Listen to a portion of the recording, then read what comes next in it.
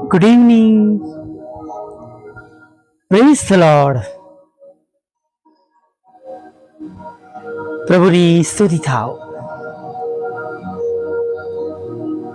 ફરીને એકવાર સાધના સમયમાં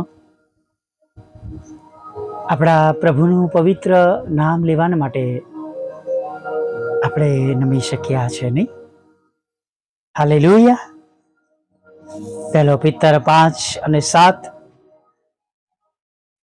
પ્રમાણે આપણી સર્વ ચિંતા તેના પર નાખીએ. હાલેલુયા. પ્રભુમાં આજના દિવસની શરૂઆત કર્યા બાદ આપણે જોઈ શક્યા છે કે આપણા ઈશ્વરે કેટલી અદ્ભુત રીતે આપણી સંભાળ લીધી છે, આપણી કાળજી લીધી છે, આપણને સંભાળ્યા છે, આપણને બચાવ્યા છે,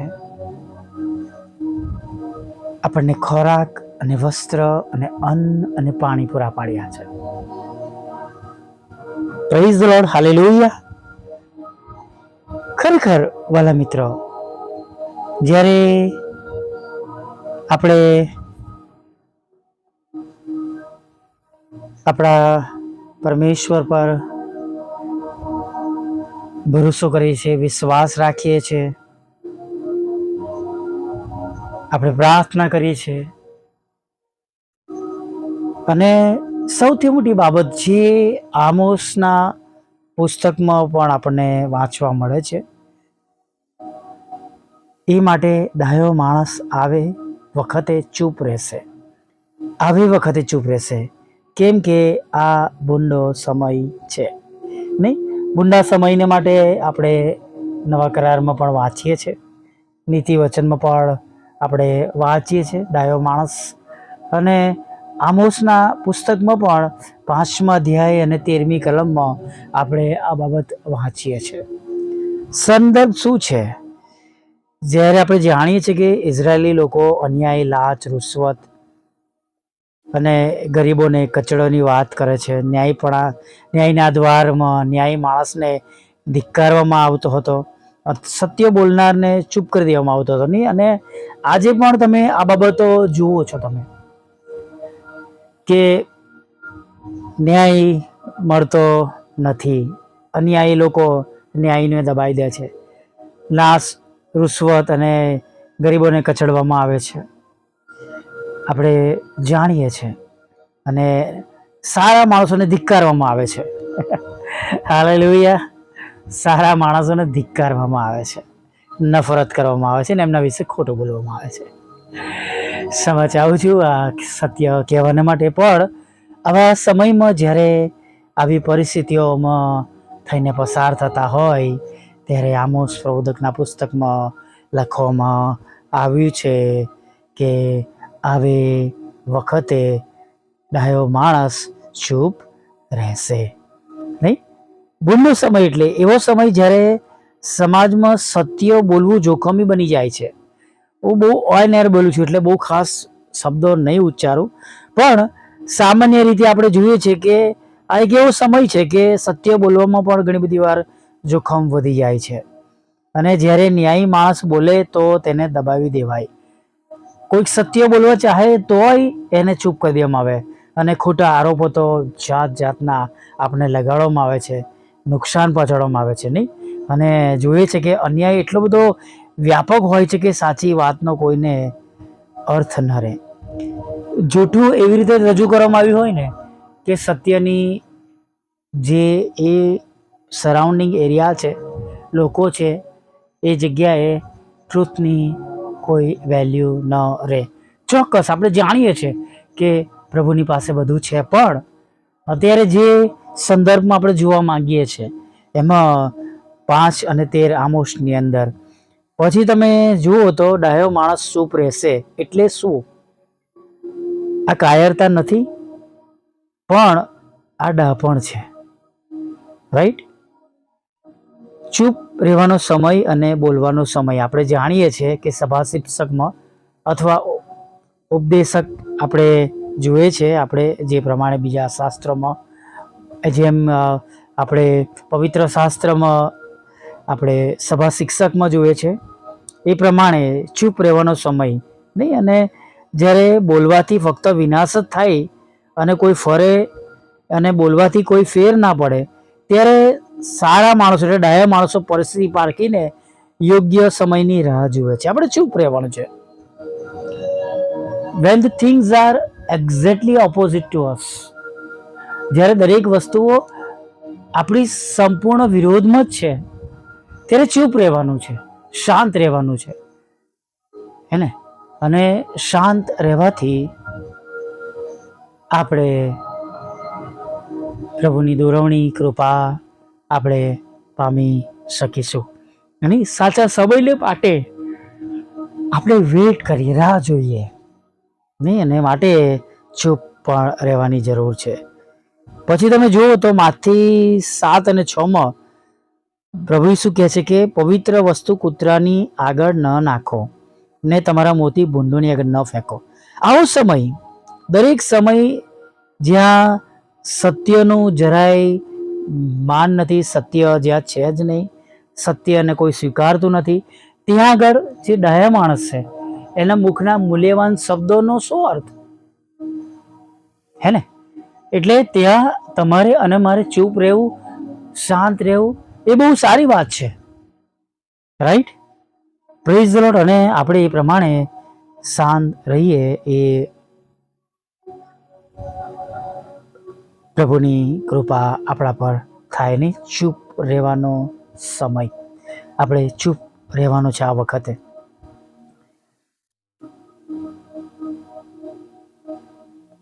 આમોસના પુસ્તકમાં આપણે તેમના વિશે જોયું છે કે તો શું એ હંમેશા ચૂપ રહ્યા, કંઈ બોલ્યા નહીં, અન્યાય સામે પોકાર કર્યો. એટલે એમ નથી કે પણ ક્યારેય ન બોલવું, એ કહે છે કે સમય પારખવો. કોઈ દિવસ નહીં બોલવાનું નહીં, પણ સમય પારખીને બોલવાનું છે. ક્યારે બોલવાથી ઈશ્વરનું કાર્ય આગળ વધશે અને ક્યારે ચૂપ રહેવાથી એ સમજવું એ ડાપણનું કામ છે. બહુ સરસ વાત છે, સાંભળજો. સમય પારખવો અને ક્યારે બોલવું અને ક્યારે ચૂપ રહેવું, એમ આપણે ઈશ્વરનું કાર્ય કરી શકીશું અથવા આગળ વધારી શકીશું. દુષ્ટતાની સામે દુષ્ટતા કરવા કરતાં દુષ્ટતાની સામે ઘણીવાર મૌન રહીએ છે તો એ ડાપણ ભર્યો તેનો વિરોધ છે. જોઈને પણ ચૂપ થઈને ત્યાંથી નીકળી જાય, હે ને. ધીમે ધીમે ધીમે તમને પ્રભુના વચન પ્રમાણે એમાં અસર જોવા મળશે.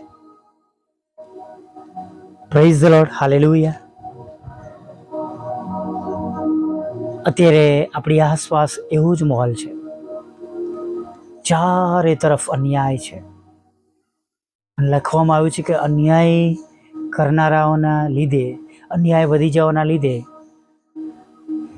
બધાનો વિશ્વાસ ઠંડો થઈ ગયો છે. પણ આપણે વધારે આત્મામાં હેરાન ન થઈએ, વધારે સમજીને હેરાન ન થઈએ, વધારે જોઈને હેરાન ન થઈએ, એના કરતાં ચૂપ રહેવું એ આપણા માટે અત્યારે ઉચિત છે. હાલેલુયા. યોગ્ય સમય આવે ત્યારે જે કામો આપણે કરવાના છે એ થવાના જ છે, જેને કોઈ રોકી શકવાનું નથી. Praise the lord, hallelujah. આપણા જીવનના દુઃખોમાં પણ આપણે ઉતાવળા ના થઈએ, ગાભરા ના બનીએ, શાંત રહીએ અને પ્રભુના સાચા સમયની અથવા છોડાવવાની, બહાર કાઢવાની મદદ પ્રાપ્ત થાય એની આપણે પ્રભુમાં રાહ જોઈએ. Praise the lord. આ વિજ્ઞાની પ્રાર્થના સાથે સાધના સમયમાં આપણે આગળ વધીએ.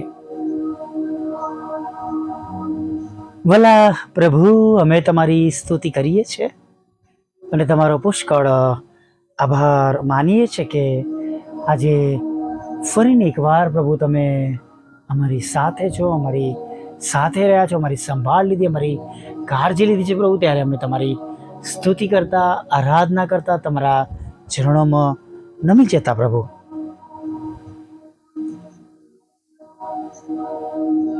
તમારી આગળ અમે બધા શાંત થઈએ છીએ. ઘણું બધું છે પ્રભુ કહેવાનું, ઘણી કમ્પ્લેન્સ છે પ્રભુ, ઘણી જરૂરિયાતો છે, ઘણું હૃદયનું દુઃખ છે, ઘણી હતાશા છે, ઘણી નિરાશા છે, ઘણી ચિંતાઓ છે પ્રભુ. અને ઘણી જગ્યાએ પ્રભુ મારી પાસે બોલવાના શબ્દો નથી, પણ તમે આજે અમને શીખવાડો છો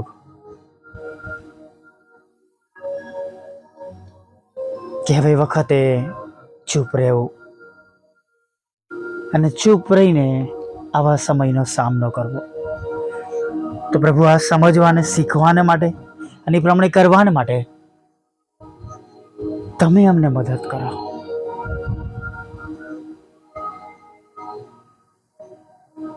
તમે અમને મદદ કરો.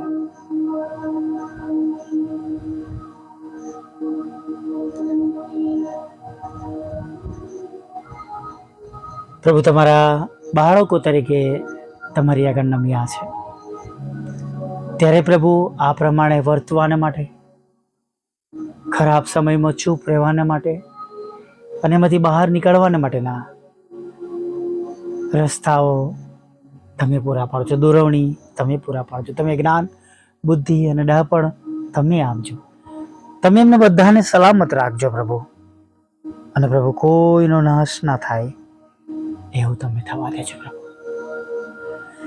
પ્રભુ, પ્રાર્થના કરીએ છીએ તમારું પવિત્ર ભલું નામ બધાને મળો પ્રભુ. જ્યાં કંઈ હજી તમારું નામ નથી ગયું ત્યાં મોકલવાના માટે મદદ કરો પ્રભુ. હા પ્રભુઓના પ્રભુ અને રાજાઓના રાજા, તમારું પવિત્ર નામ સર્વ લોકો સુધી પહોંચે, તમને જાણે, ઓળખે, તેમનું ભલું થાય માટે અમને પણ તમે દોરવણી આપો, મદદ કરો, શીખવાડો, નવા નવા રસ્તા આપો કે મેં પ્રભુ અમે એવા લોકો સુધી પહોંચી શકીએ. અને ખાસ પ્રભુ, જેઓ તમને ઓળખે છે અને તમારાથી દૂર ગયા છે, તેઓને એક સુંદર હૃદય આપો કે તેઓ પસ્તાવો કરે, પાછા ફરે. પણ જેઓ નથી જાણતા તેઓને પ્રભુ તમે અમારા દ્વારા પ્રભુ તમારું નામ મળે એના માટે તમે સહાય અને મદદ કરજો પ્રભુ. પ્રભુ, પ્રાર્થના કરીએ છીએ તમારું ભલું નામ દરેક લોકો સુધી પહોંચે, દરેક ઘૂંટણના મેં દરેક જીભ કબૂલ કરે તમે ઈશ્વરના દીકરા છો એવું થવા દેજો પ્રભુ. હા, જેમ સ્વર્ગમાં તેમ પૃથ્વી પર પ્રભુ તમારી ઈચ્છા પૂરી થાય અને તમારું રાજ્ય વહેલું આવે એવી વિનંતી કરીએ છીએ. જ્યાં કંઈ તમારા લોકો વસે છે પ્રભુ, જ્યાં કંઈ તેમનો વસવાટ છે પ્રભુ, જ્યાં કંઈ તેઓ ભેગા મળે, જે કંઈ સ્તુતિ કરે, જ્યાં કંઈ પ્રાર્થના કરે છે, જ્યાં તેઓ ભેગા મળીને આરાધના કરે છે, અને જ્યાં પ્રભુ તમે એમને વિશ્રામો આપ્યો છે, સર્વ જગ્યાઓ પર પ્રભુ તમે તેમને શાંતિ આપો, વૃદ્ધિ આપો પ્રભુ. જેમ ગોશાન દેશમાં પ્રભુ પિતા તમારી માનીતી પ્રજાને તમે વધાર્યા પ્રભુ, એમ પ્રભુ તમે તમારા બાળકોને વધારો પ્રભુ. અને જેમ પ્રભુ મિસ્રીઓના પ્રભુ એ પ્રભુ હેરાનગતિમાં પ્રભુ તેઓ વૃદ્ધિ પામી, એમ પ્રભુ આ સમયમાં પણ તમારા લોકોને તમે વૃદ્ધિ આપો પ્રભુ, આગળ વધારો પ્રભુ પિતા, સફળ કરો, આશીર્વાદિત કરો એવી પ્રાર્થના કરીએ છીએ પ્રભુ. હા પ્રભુ, જે માંદા છે એમને પણ તમે સાજા કરો. ઘણા બધા રોગો છે પ્રભુ, એમાંથી તમે તેમને સંપૂર્ણ શુદ્ધ અને સાજા ભલા તંદુરસ્ત કરજો પ્રભુ.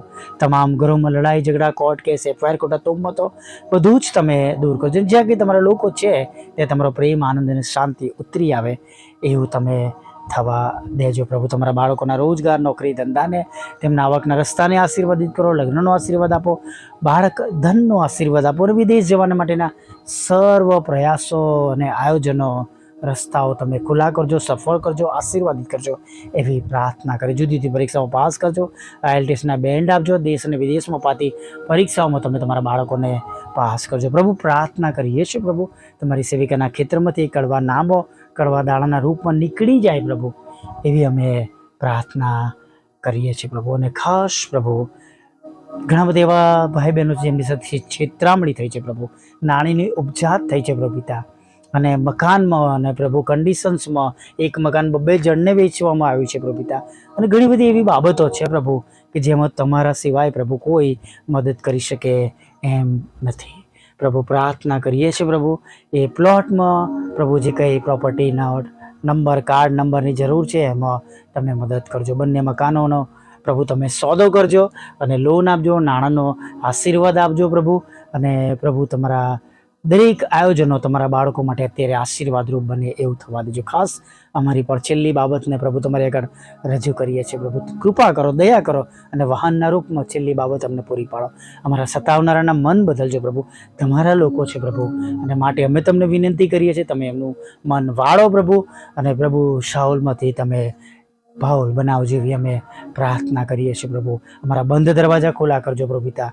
અને ખાસ પ્રભુ જે કંઈ ગુમાવ્યું છે પ્રભુ, બમણા આશીર્વાદ સાથે પાછું આપજો. અમારી સેવાને પ્રભુ તમે આગળ વધારજો, તમે અમારો સ્ત્રોત બનજો પ્રભુ પિતા. અને પ્રભુ ખાસ પ્રભુ વોટ્સઅપ, ફેસબુક, યુટ્યુબની સેવાને પ્રભુ તમે હવે આશીર્વાદિત કરો. અને પહેલાંની જેમ ફરીને એકવાર ઘણા બધા લોકો સુધી પહોંચી શકે એના માટે તમે રસ્તા ખુલ્લા કરનો, અડચણો પ્રભુ તમે દૂર કરજો. રાત્રિમાં મીઠી નિંદ્રા આપજો, ખોરાક, વસ્ત્ર, અન્ન, પાણી આપજો. જેવો તમારો વિશ્વાસ કરે છે કે બીજાને મોકલે દરેકને બમણા આશીર્વાદથી ભરી દેજો. અને એક સુંદર નવી સવારમાં તમારું ભજન કરતું લઈ આવજો. માગતા પ્રભુ ઈસુ માટલું સાંભળો, દેવ બાપ માન્ય કરજો. આમીન, આમીન, આમીન.